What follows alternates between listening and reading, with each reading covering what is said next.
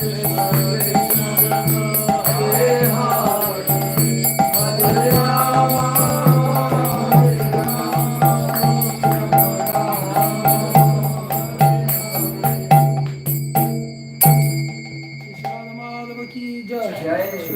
Parisisvara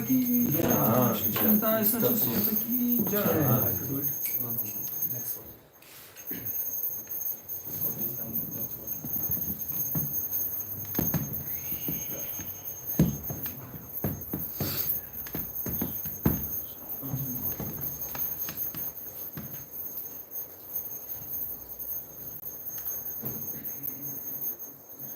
Hare Krishna, good morning everyone. We're continuing to read from Srimad Bhagavatam from... You read from here? I can read either. Whatever. Yeah, book is better.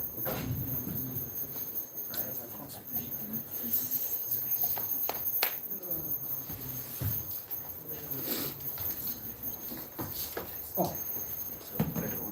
Which one?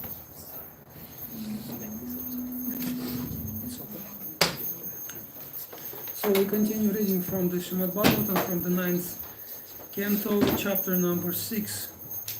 And verses we have Krishna Kripa Prabhu was reading, the last verse was 45, yeah? Om Namo Bhagavate Vasudevaya. Om Namo Bhagavate Vasudevaya. Om Namo Bhagavate Vasudevaya. Om Namo Bhagavate Vasudevaya. Om Namo Bhagavate Vasudevaya. Narayanam Namaskritya Naram Chaiva Narottamam. Naram Chaiva Narayana Namaskritya Naram Chaiva Narottamam Devim Saraswati Vyasam Tato Jayam Udiraye Nashtaprayeshva Bhadrishu Nityam Bhagavata Sevaya Bhagavatyuttama Shloke Bhaktirva Vatinashtiki Namo Vishnupadaya Krishna Prishtaya Bhutale Srimate Bhaktivedanta Swamini Namine Namaste Saraswati Deve Gauravani Pracharine Nirvishesha Shunyavadi Pashtya Deshatarine Agyanati Mirandasya Gyananjana Shalakaya Chakshurun Militam Yena Tasmai Shri Gurave Namaha Shri Chaitanya Manobishtam Stapitam Yena Bhutale Swayam Rupa Kadamahyam Dadati Swapadantikam Vanchakalpatarubhyascha Kripa Sindhubhya Evacha Patitanam Pavanebhyo Vaishnavebhyo Namo Namaha Jaya Shri Krishna Chaitanya Prabhu Nityananda Shri Advaita Gadadhar Shivasadi Gaura Hare Krishna Hare Krishna Krishna Krishna Hare Hare Hare Rama Rama Rama Hare Hare Hare Krishna Krishna Krishna Hare Hare Hare Rama Rama Rama Hare Hare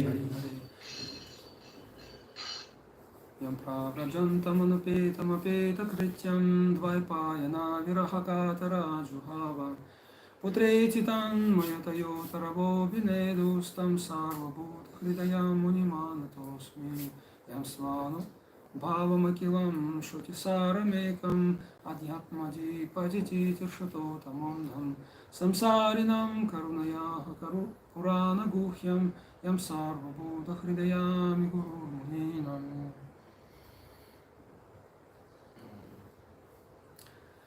Yes, so we're reading from the Srimad Bhagavatam, the 9th canto, chapter 6, the downfall of Saubhari Muni. And sorry, may I speak a little louder or get a microphone or something? It's a little hard to hear. Actually, yeah, what shall I'm not sure if I can speak louder. I mean, let me try. But We have the I don't know.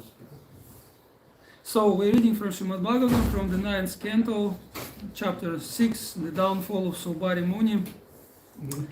And we will read verses beginning with 45. Right?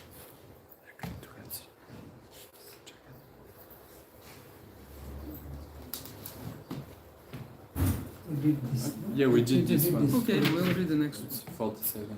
Yeah, 47. Yadgarhastyam tu samvrikshya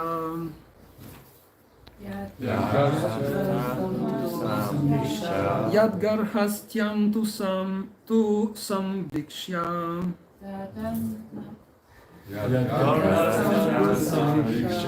Saptadvipavati patihi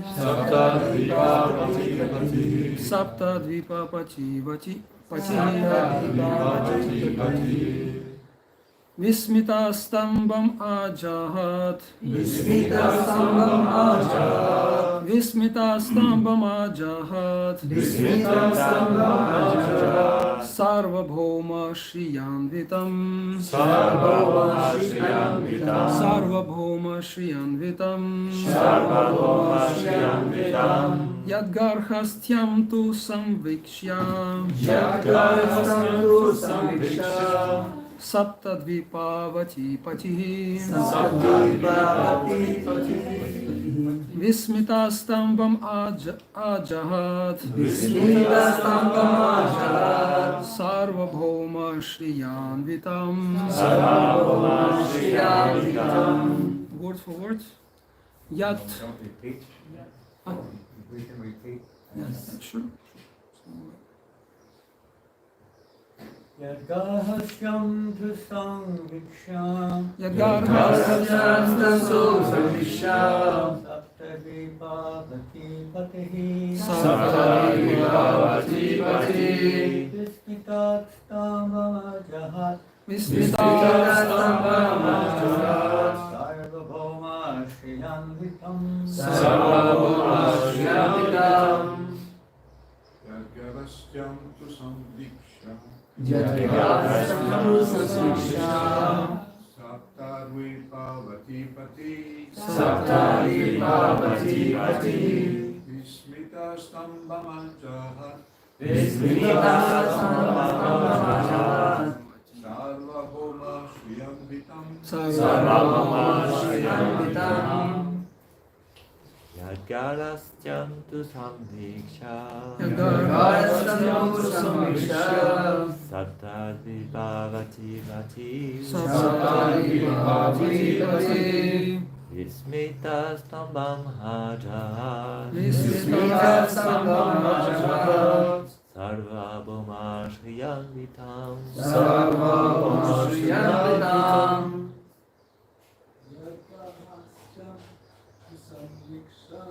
Yadgarhastyam tu samvikshya Saptadvipavati patihi Vismitastambam ajahat Sarvabhauma Shriyanvitam. Anybody else? Yadgarhastyam tu samvikshya Yadgarhastyam tu samviksham Saptadvipavati patihi Saptadvipavati patihi Vismitastambam ajahat Vismitastambam ajahat Sarvabhauma Shriyanvitam Sarvabhauma Shriyanvitam Yadgarhastyam tu samvikshya Yadgarhastyam tu samvikshya Saptadvipavati patihi Saptadvipavati patihi Vismitastambam ajahat Vismitastambam ajahat Sarvabhauma Shriyanvitam Sarvabhauma Shriyanvitam. You really stand there. Word for word. Yad.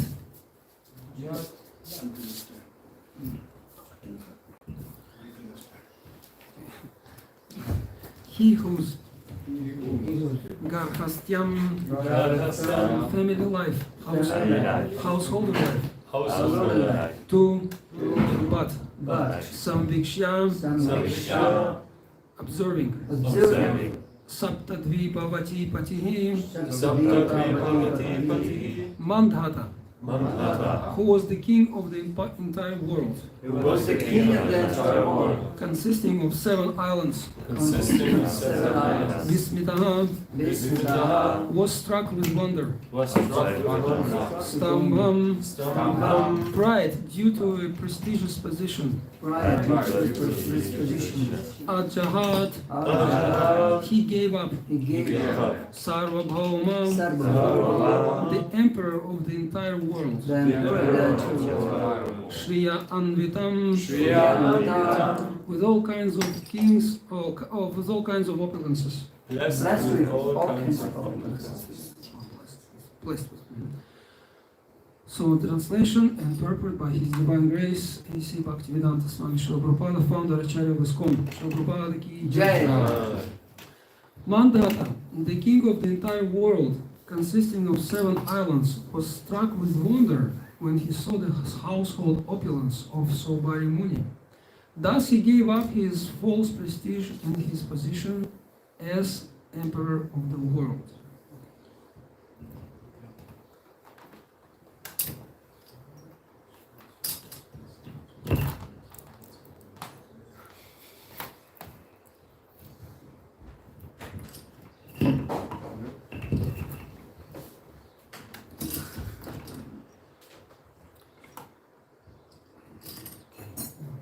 Purport.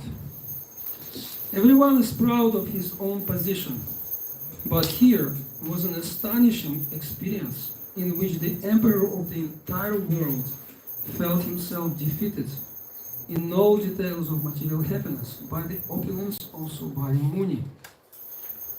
And I will read one more verse also.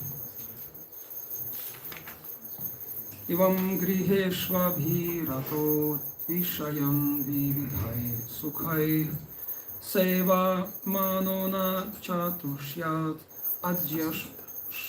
adjasto kar ivanala. In this way, Saubhari Muni enjoyed sense gratification in the material world, but he was not at all satisfied. Just as a fire never ceases blazing if constantly supplied with drops of ghee.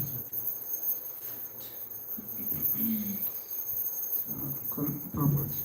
Material desire is just like a blazing fire. If a fire is constantly supplied with drops of fat, the fire will increase more and more and never be extinguished. Therefore, the policy of trying to satisfy material desires by catering to one's material demands will never be successful. In modern civilization, everyone is engaged in economic development, which is another way of constantly dropping fat into the material fire.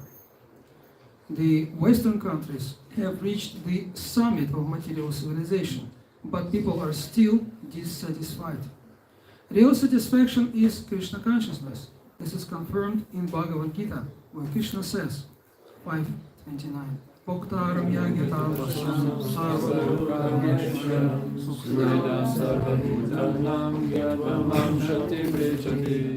The sages, knowing me as the ultimate purpose of all sacrifices and austerities, the supreme lord of all planets and demigods, and the benefactor and well-wisher of all living entities, they attain peace from the pangs of material miseries. One must therefore take to Krishna consciousness and advance. Take to Krishna consciousness and advance in Krishna consciousness by properly following the regulative principles. Then one can attain an eternal, blissful life in peace and knowledge. Srila Prabhupada ki jai. So we're reading from this chapter, and last time we discussed what was the basic idea of why we are discussing somebody's downfalls, right? Anybody remembers? Yes. What was that? Yes? Yes, sir?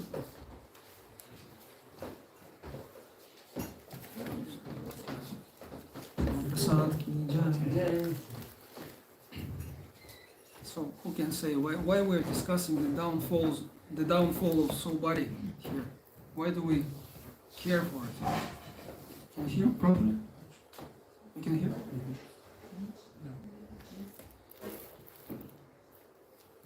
Anybody remembers? There are several points that despite doing so much tapasya, anybody will fall down. One of the points that we discussed. Despite doing so much tapasya, what? Like anybody can fall down anytime. Yeah. Okay. That's one of the reasons.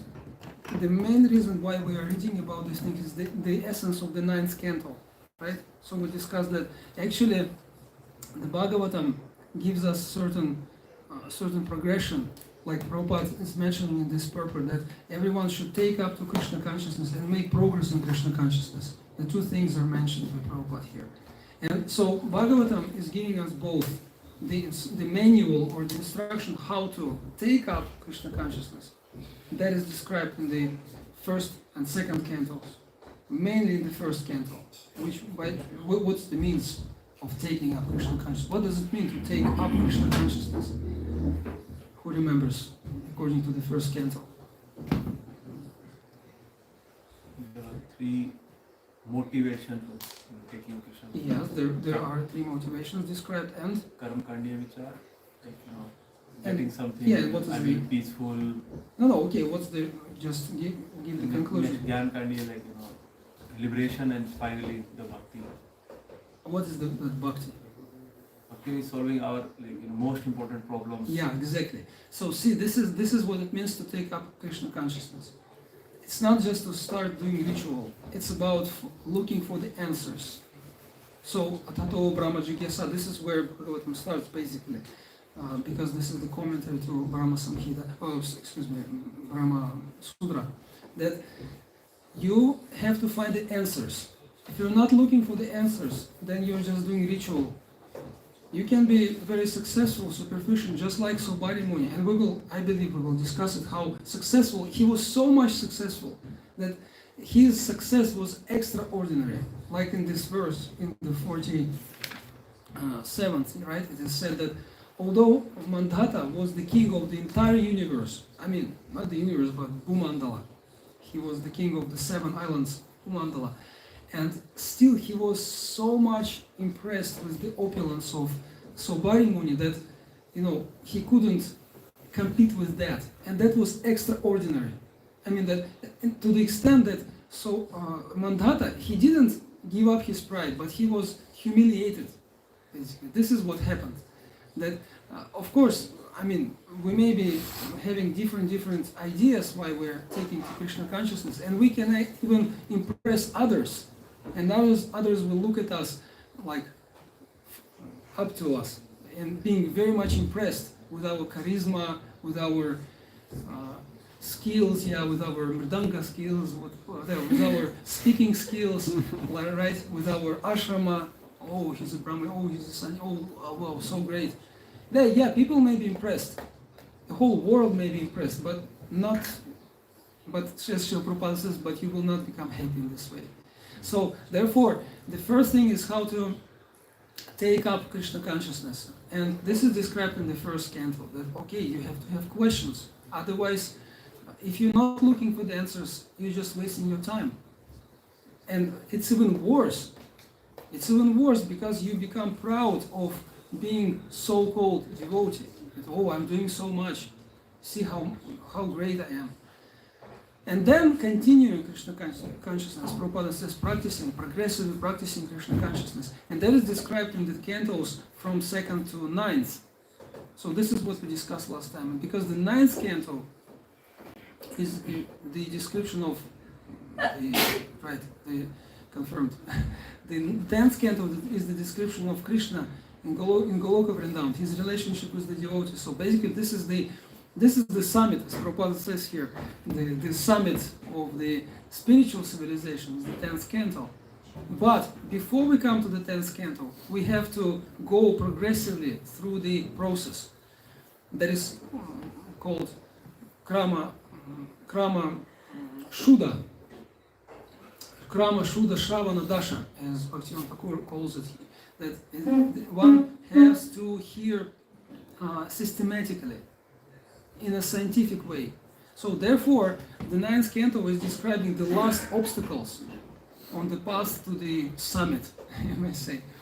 And the last obstacles are like mainly the three topics are described here, right?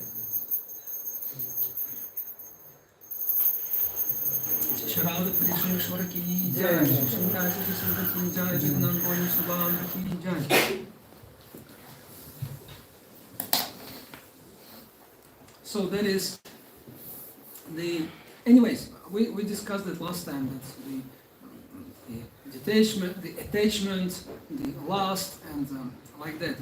And but the main idea is that here in the ninth canto, so many deviations are described. Deviations that are found in the society of practicing devotees. Because the idealism tells us that no, I'm in a perfect society, so everything will be fine here. And if something is wrong, excuse me, if something is wrong, then I become like upset. I become, how you call it, frustrated, and how you call it also, you've got grudge, right? Right way to say. You got a grudge for, and so many devotees are there around the world who have this grudge for the. Grudge means what? What's that in French? Grudge. I don't know. Grudge means that you are like, you're not feeling good about someone. You are upset with that person personally. Like, I don't like you because you hurt me, and I have this bad feeling towards you simply because I was idealizing you. Like in the relationships amongst people, people idealize each other or one another, and we think that, okay, so he's a good one, he's a good couple for me, or how you call it, the good pair, or whatever, vis-a-vis, he's a good vis-a-vis for me. So that's not working like that. And sometimes people say, well, yeah, it's not that important how one looks and how much one earns, but it's more important what's the character of the person, right? What are the qualities of the person? But then after some time they become dissatisfied again, because the character is not something which is important actually in people, because the character changes, people change. One may be a very good person, but after marriage or whatever, in the process of friendship, one becomes liar and betrayer, and vice versa. And people do not understand that actually what is valuable, actually what can be the actual basis for relationship, be it friendly or family, whatever relationship, is the goal that people have in their hearts. What are my aspirations actually? I may be very good, maybe not very good person. So anyways, the thing is that in the society of the Vaishnavas, this is the obstacle, that we will see people doing wrongs. We will see people doing bad things. We will see that people are falling. People fall down. People make mistakes. People commit crimes all the time. And if we remain idealistic, then we will not be successful. We have to learn to distinguish between the sinner and the sinner. Sin and the sinner, right? The seed and the, how we call it, in the Bible it is said that you have to see the difference, right, between the, how we call it? The sin of the sinner. Yeah, that's, anyways, you can say that way. So this is it. This is the topic of the ninth canto. And also pure devotion, the very determination is described. So three things: the lust, which is all destructing; the attachment, which makes everyone suffer. Even Lord Ram, as we mentioned last time, he also exemplifies that idea that even the Lord, if he's too much attached, of course, we cannot say that about the course, but this is what he shows us here in the ninth canto. He will suffer. Anyone who is attached to the enjoyment, he will suffer. And the main topic of this canto is what is the determined or one-pointed devotion, which is exemplified by whom? In the ninth canto. Who may be called the main character of the ninth canto in this light? Huh? Not just Ambarish, Maharaj Ambarish. Maharaj Ambarish was the pure Vaishnava in the sense that he was absolutely determined to go all the way to Krishna. And therefore he had all the good qualities. He was humble, he was powerful, this and that, was Vacham Sivaikuntha, everything he was doing, he was speaking about Krishna, he was washing floors in Krishna's temple, like that. So he was absolutely absorbed. And even in him, Durvasa managed to find the shortcomings, even in him. So we will, if we want to find faults, we will find faults in the society of the Vaishnavas, because we think that they must be perfect. And because they are not perfect, then I'm out of the game. So I will practice on my own, I'll say. And usually they don't practice.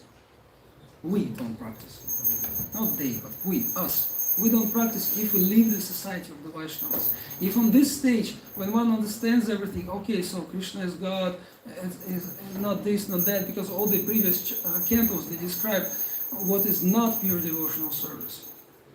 The Karma Mishra Bhakti, Jnana Mishra Bhakti, 5th canto. 6th canto speaks about the glories of pure devotional service, and 7th canto describes where to get the pure devotional service. 8th canto describes how to practice Sharanagati, the preliminary stages of pure devotional service. And then the 9th canto gives this. Okay, so now if you practice, you will have problems in the society of the Vaishnavas. And if you remain idealistic, and now we will discuss what is the root cause of idealism.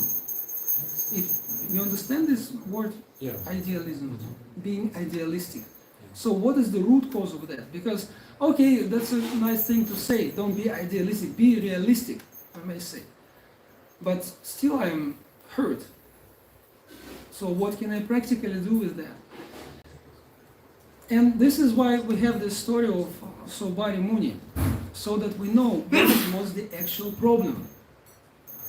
And we can see actually it's very hard to find problems. Just like if somebody sneezes. What is the problem? We don't know.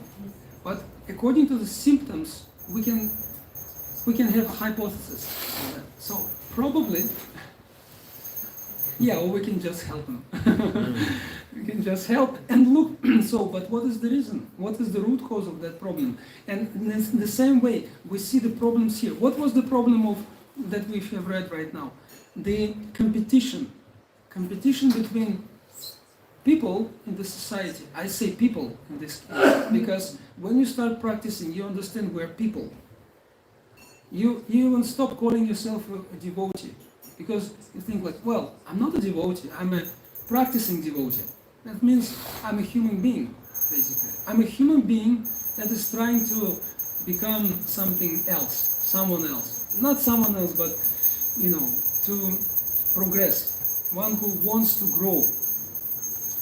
And therefore we say people, actually, because we understand that the society is the society of people. And basically on this level, on the psychological, on the sociological level, there is no difference between the society of the Vaishnavas and the non-Vaishnavas, because all the rules are working the same way. But the only difference is the goal where we are here.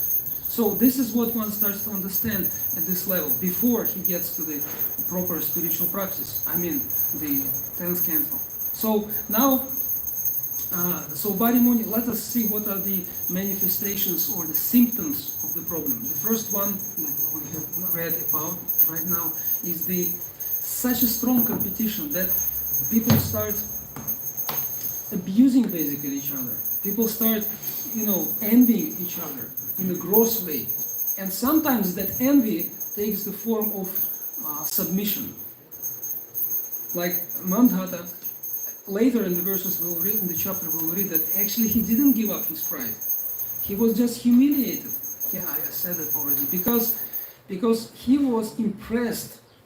He was not in a spiritual way impressed by the purity of Saubhari Muni, but he was impressed by his strength, which was based actually on austerities. And so in the same way, sometimes in the Vaishnava society we become impressed by someone, but is it actually the proper being impressed? Is it the proper way? Is it actually that we're impressed with the devotion? And sometimes we say, I don't know what devotion is, because I can see he cries at kirtan, I can see he speaks good, I can see, his head is shaven always, right? So he must be a great devotee. But actually, the real greatness, we cannot even see, but you can see it in some provoking situations. Provoking situations means that when one has to make choice. Either I make progress and I progress as a disciple, I learn. So in other words, either I learn or I prove that I am not a fool.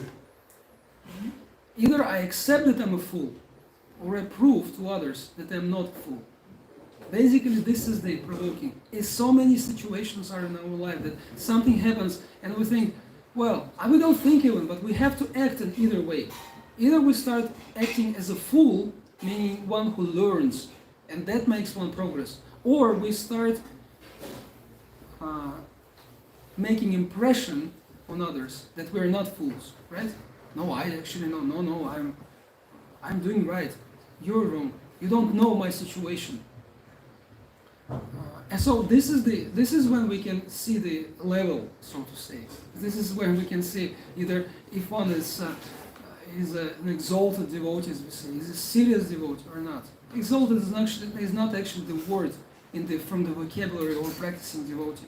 Practicing devotee knows that this is a serious devotee, this is not a serious devotee. Well, everyone is a devotee to some extent, but this is a practicing serious devotee. I respect him for that.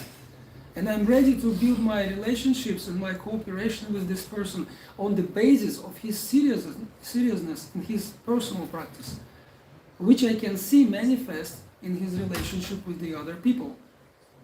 Then I can say, oh, okay, this is a serious devotee. So basically, Maharaja Mandata was impressed not by the purity or seriousness of Saubhari Muni as a practicing devotee, but by his opulence.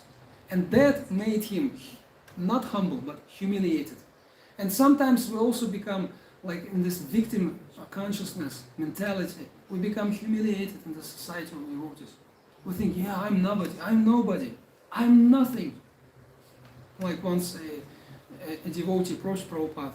He said, Prabhupada, I'm the most fallen. You know that story, right? And Prabhupada said, you're nothing the most. You're nothing the most.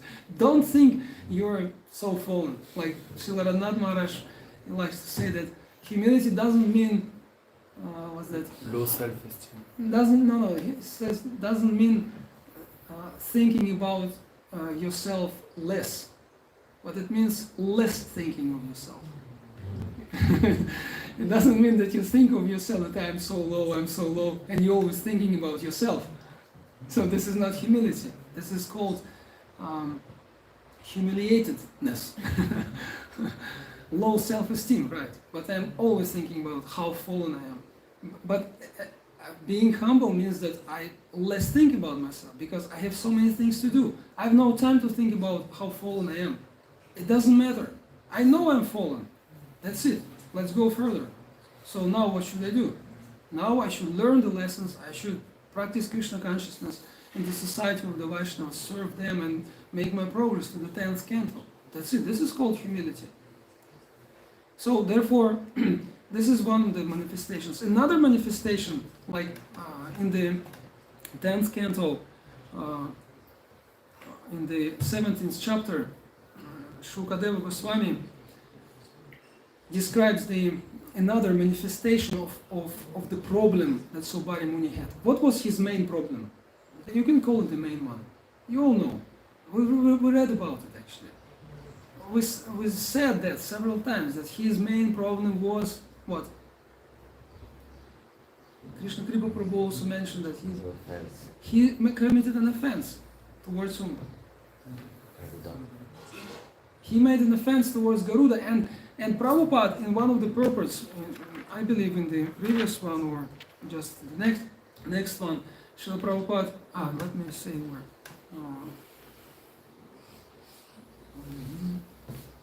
Yeah, in the 49th verse, Srila Prabhupada will say that the reason of what happened was the offense to a Vaishnava.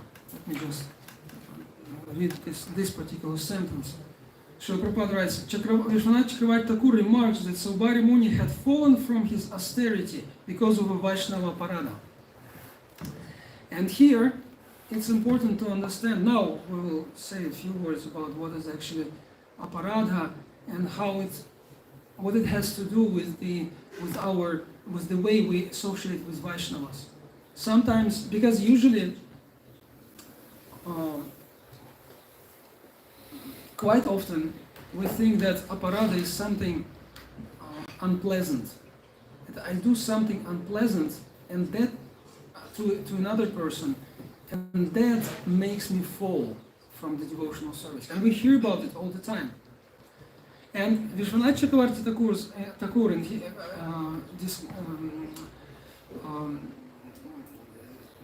commenting on those words of Shukadev Goswami about this aparadha, he says that actually Saubhari Muni, he committed 3 aparadhas. Well, let us just ponder on that. Let's just see what were the aparadhas that he made. The first one, he says, he gave order to superior, to his senior Vaishnava. He gave orders. Like he said, no, you don't come here. Right? And we can look into our hearts, if we're doing it or not. And quite often we do. We say, okay, no, Guru Maharaj, you cannot tell me this. I'm too fragile. I'm too young. You cannot be so straight with me. You have to tolerate me. You have to find compromise with me. I will tell you how to teach me in spiritual life. That's a big problem. That happens. But what is the root cause of that? That we should know. Because if we just say, don't be like that, don't be like that, and we'll be always, walking around, how not to commit a crime, how to not to commit an offense, and then we will be thinking about ourselves again. So that doesn't make us humble, actually. That makes us humiliated, but not humble. So therefore we should know the root cause and look at these things as the manifestation of some other problem that we can work with. So that the fact that Saubhari Muni offended Garuda was a manifestation of another problem, which has to be dealt with. So the manifestations were that he ordered to his superior, then what else? He obstructed his plans, he obstructed his happiness. And Vishwanath Chakravarti Thakur says that actually Garuda had all the rights to eat those fish. They served as his food while performing pastimes as a bird, and he desired them. His hunger was part of the pastime like the Lord's hunger. And this is quite we see it's a very lofty argument, and maybe we cannot relate to it, but Vishwanath Chakravarti Thakur gives that argument for us to understand the principle that actually we cannot criticize the seniors, superiors, those who are senior in their practice, because we don't know all the circumstances, all the reasonings, all the motives. We just don't know. Therefore, we cannot criticize. We can learn in a positive or negative way, but we cannot criticize, just simply because we don't know. If we see a senior Vaishnava falling down, a Vaishnava, practicing Vaishnava, and we do see such things happening, and we cannot close our eyes and saying that no, it doesn't happen, or well, he was not sincere. We cannot judge. We just cannot judge because we don't know what happened there. But we can learn lessons. We can say, okay, so I should be careful. Balavad Indriya Gramo, so the senses are very strong. I don't know what happened to him, but in my case, if I were there, it would be because of my non-controlled senses, right? So therefore, I should be very careful, more careful. But we should never criticize. But he did it. He did criticize the senior, and he obstructed his enjoyment, so to say. That was not enjoyment, actually. Garuda that was some plan he had. He was doing something, and nobody knew what he was doing. But you cannot criticize someone who is doing what you don't know what he's doing. In order to criticize, you have to know what he is doing exactly, and know his motivations, and know his goals, and know everything, all the context of what's happening. So please remember this word, context. It's very important. And the third aparada he made was what? That somebody cursed Garuda. Any one of you, have you been cursed by someone? Yes. I once was cursed for, I stole an apple in the kitchen in 2002. And I was cursed by the temple president. I remember I heard him cursing me. He didn't know I was hearing that, but I heard that. It was a very, like refreshing experience being cursed. But the thing is that sometimes we do curse with our words. We say, we may think that you cannot do like this to me. No, I don't deserve this. But sometimes we say, you shouldn't have done that. For this you will be suffering. Whatever. You will not eat breakfast today. Or something. I don't know. You will not go to Vrindavan for 2 weeks. Whatever curse. We have this because, or we just say bad words. That's also cursing, right? It's also called cursing. Like, so anyways, these are just different manifestations of the aparada that Saubhari Muni did. And what else? And then Vishwanath Chakravarti says that's all 10:17. He says that, but what was the root cause actually of those aparadas, of this misbehavior? Because, okay, one may behave in the wrong way, and aparada is an extreme misbehavior. But what is the reason for that? And he says something very important. This is where I will finish soon, but because I'm sure because we will ask Janananda Maharaj to give his comments and corrections, and everybody else is also welcome to ask questions. But this is a very important point that I have to mention. Saubhari Muni, what was his deeper fault? Why he committed the aparadas? Because his compassion, his good quality of compassion was not aligned with the will of the Supreme. Therefore, he says that any behavior, any mentality which is not aligned with the will of the Supreme Lord, that breeds chaos. Only chaos. And basically aparada, like aparadhati, like aparada means something that takes us away from service. Literally. Aparada. Radha means radhaiti, or doing service. And apa means taking us away from there. So what takes us away? What distances us from service? It's not just bad words. Of course, these bad words are the manifestation of something deeper, right? So what's the root cause? And that was the. How will you call this problem? I already read about it. I already said what it is. How would you call this problem?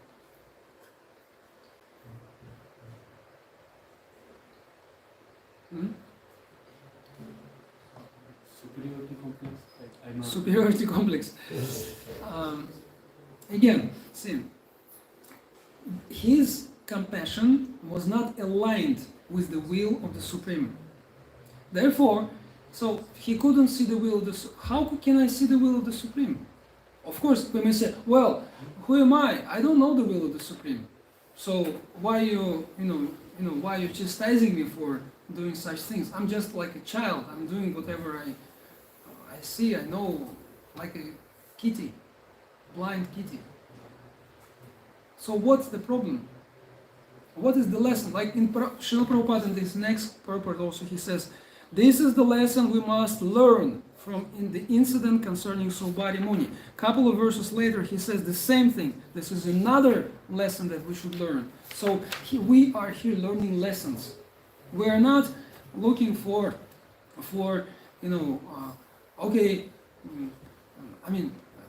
anyways, we are looking for the lessons. So what is the lesson that we are learning now? Okay, so Saubhari Muni had this problem. He was competing with Mandata. He had lost and this and that. That was all described by Krishna Kripa Prabhu. But today we discussed about his aparadha. But what is the lesson that we are deriving from this? Please tell me. Don't be shy. He didn't see the will of the Lord in the will of his associate. Yeah, again? What was He it? didn't see the will of the Lord in the will of his associate. Yeah, exactly. Did you hear that? Anybody can repeat that? He didn't see the will of his Lord in the will of his associate. In the will, yes. He didn't see the will. This is the secret. That actually what aparadha is. Aparadha means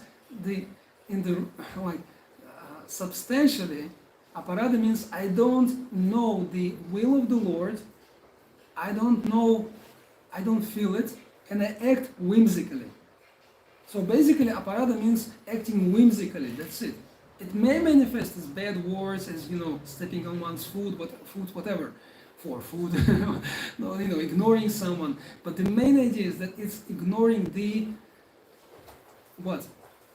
I told you that word before. Huh? Who can remember? That's a very important word. Basically, this word is the key word for everything that we're doing. Everything.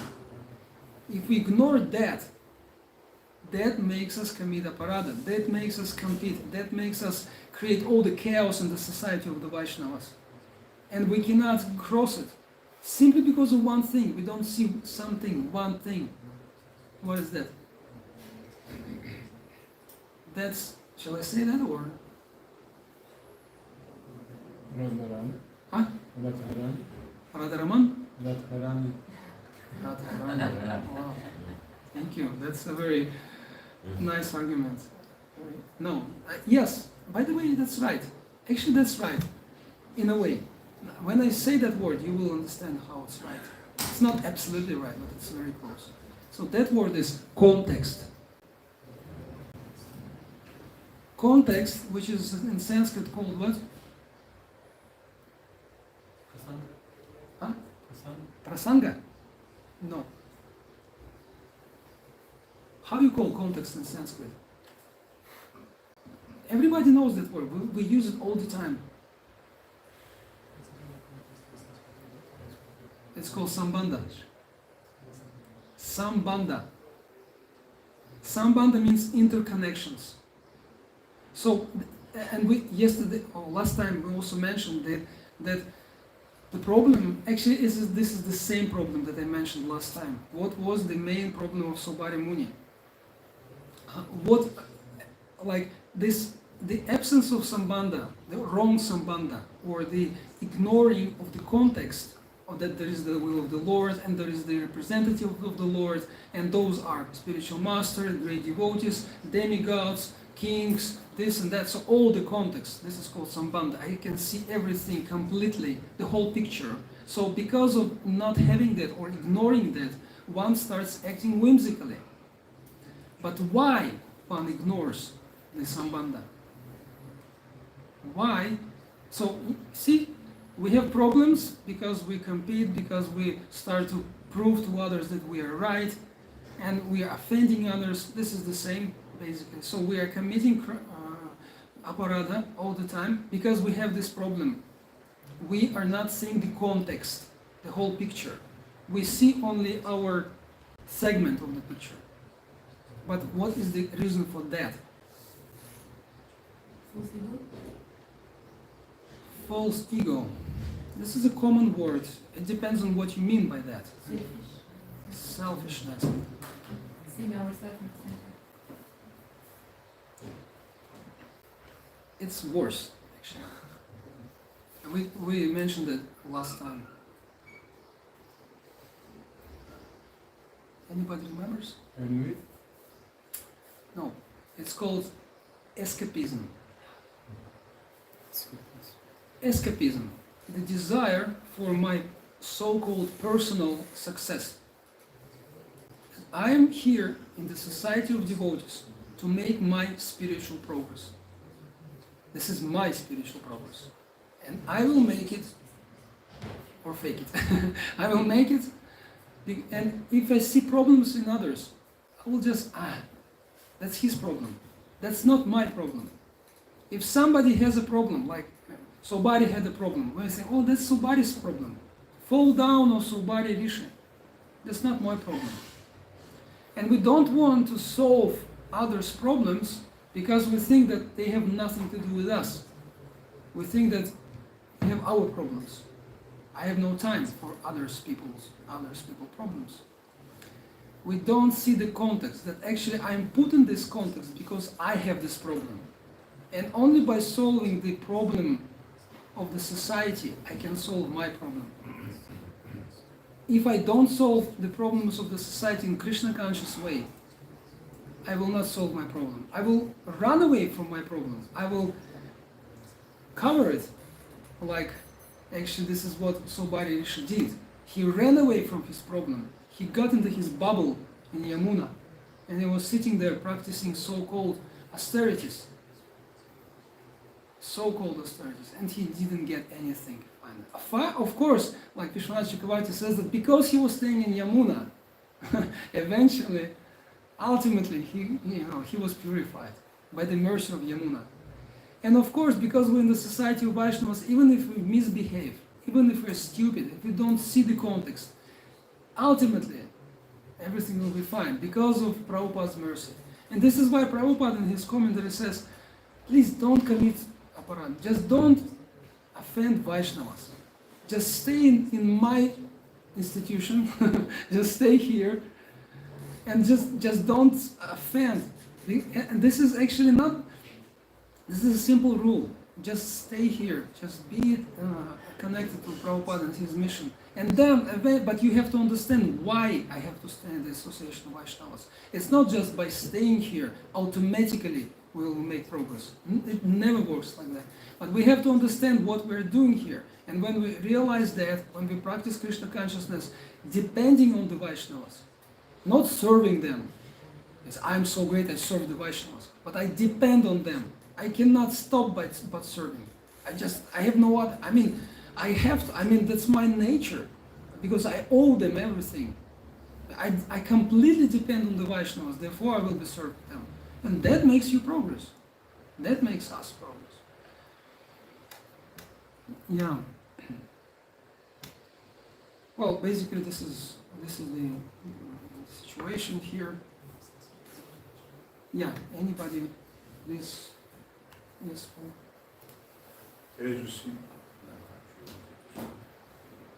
There's a similar story, quite similar, of the Muni and the king in the history of this country, France. It's back to King Louis XIV. He had a beautiful, he started this Vincennes castle, Versailles castle. Versailles. And he had the treasurer of the state, Fouquet, was very influential, and somewhere or other he built a big castle. Beautiful castle. He had very, very artistic people working for And he was so happy to show that to the king. And there was a huge festival for the opening of the castle. But the king was there, but he didn't like it because it was more opulent Than his. his own palace. So somewhere or other, the ending of that story was not so nice because Fouquet was put in jail and the king took over. But I just wanted to point out because that was, there was some kind of the king found ceremony and more opulence than himself.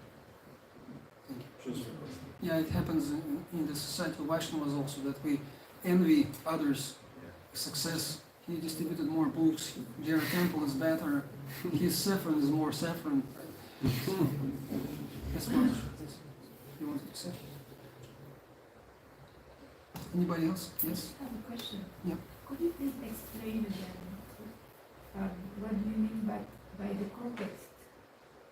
What is the context on Handa? What is it? How can we see that? What do you think about it? I don't know. No, you do know, something you do know. See, when we have questions, we should first try to answer them ourselves. Because you have a lot of knowledge. In 5 years in Krishna Consciousness, people become so learned, at least theoretically. And you have a lot of knowledge. But because you heard something in a new perspective, or you heard some new words, possibly, you may think that, well, what was that? Can you tell me more? But first, before doing that, it's very good to try to answer your question, because actually you have the answers. And if you ask your question afterwards, like when you tried answering, you get like a hypothetical answer, maybe like that, and then you think it over. Okay, but it's not getting together. Okay, so and then you ask the question like, okay, does it mean this or that? That's a proper question. I mean, any questions are good, but the proper question is whether I understand it correctly or not, because then you can apply it.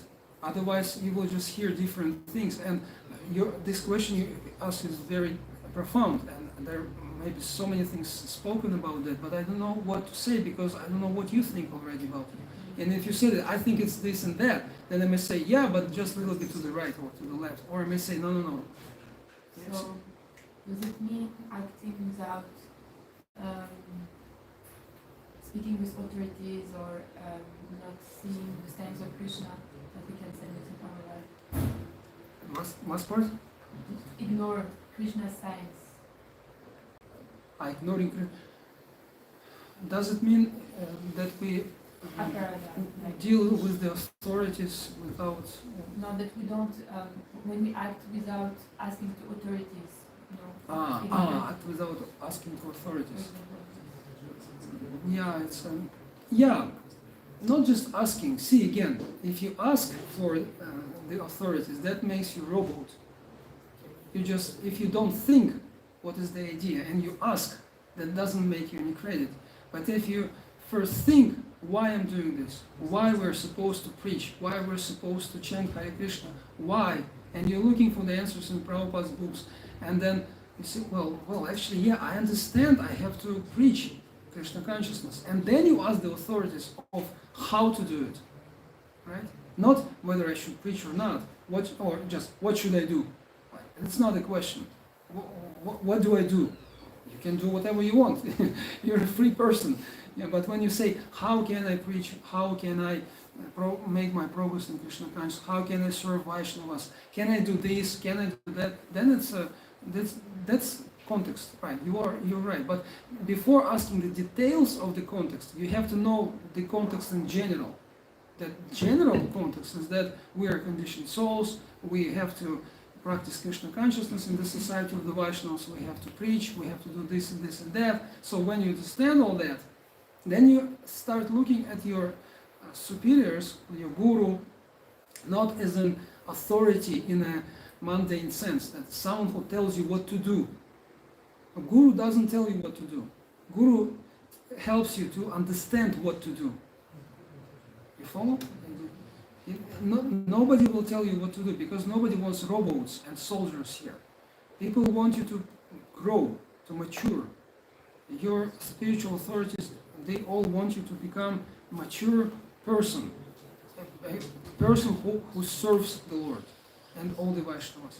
And if you just do what you're told to do, that's not bad to a certain extent. Like children, it's not bad when they do what they're told to do, but at some point they should start thinking, what am I doing? Why am I doing this? Well, am I right in this and that? See?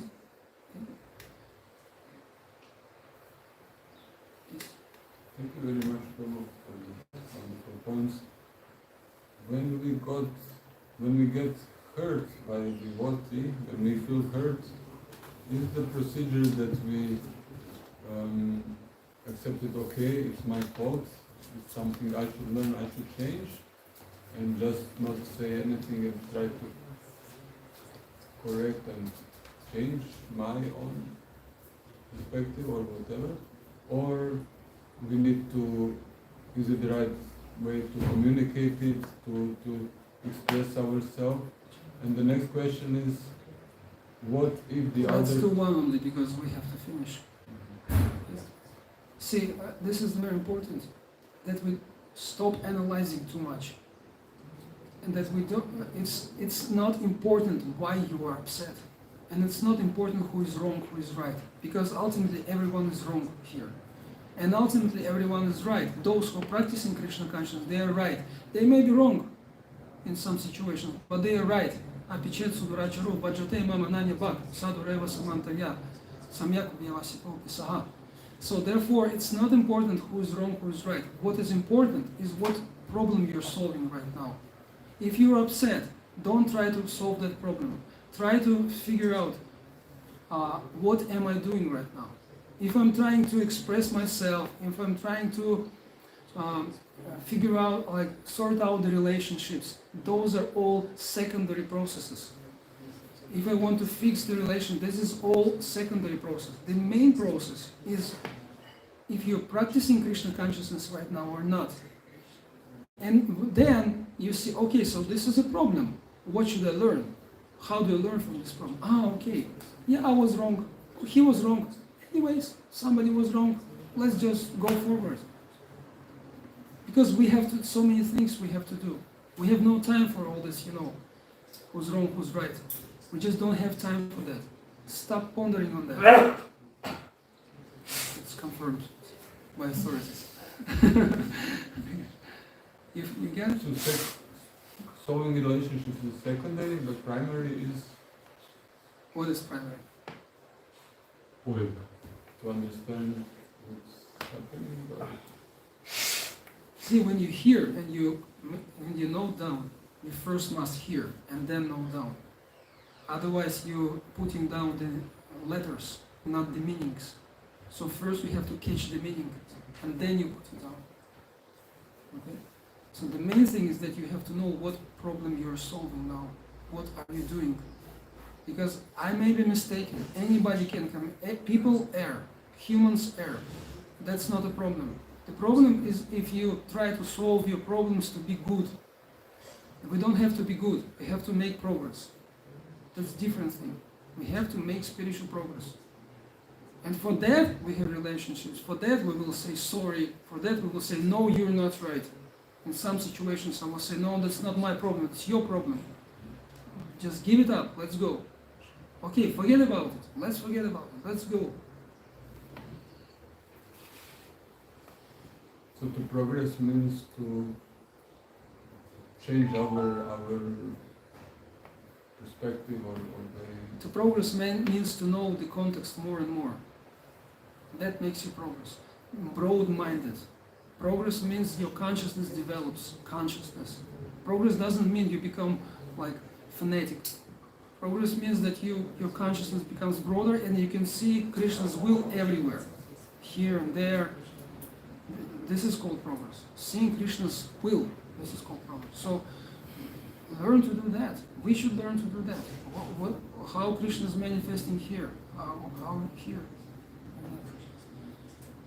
I have to finish because I have another class in 8 minutes.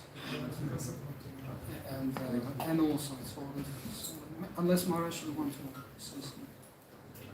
Thank you very much. Shri Prabhupada ki jai, Grantaraja Srimad Bhagavatam ki jai, Shri Radha Parisisvara ki jai, Shri Srimad ki jai, Jagannath Bhagavad Subhadra Mai ki jai, Nitai Gaur Premanandi.